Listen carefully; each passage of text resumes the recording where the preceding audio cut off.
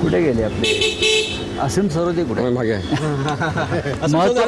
ते महत्वाचं काय विचारतात म्हणजे वकील मागेच आहेत ना. आपण सर जो आपल्याकडून दावा करण्यात आला कपिल सिब्बल यांच्याकडून पक्ष पळवण्यात आला आणि भाजपचा पण रोल आहे. बघा, प्रत्येक कृती बेकायदेशीर आहे. प्रत्येक कृती घटनेतल्या 10व्या शेड्यूलनुसार कोणतंही परिच्छेद 2 आणि परिच्छेद 2 जे संविधानामध्ये आपलं आहे हे सगळे डिस्क्वालिफाय होतील, हे सगळे बरखास्त होतील.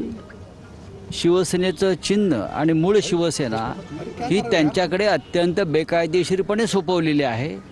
कोणताही नियम, कोणताही कायदा आणि कोणतंही संविधानातलं कोणत्याही सेक्शननुसार काम झालं नाही. हे आज कपिल सिब्बल यांनी मुख्य न्यायाधीशांच्या पीठापुढे मांडले. विधानसभा अध्यक्षांची महत्त्वाची जबाबदारी होती पण त्याचा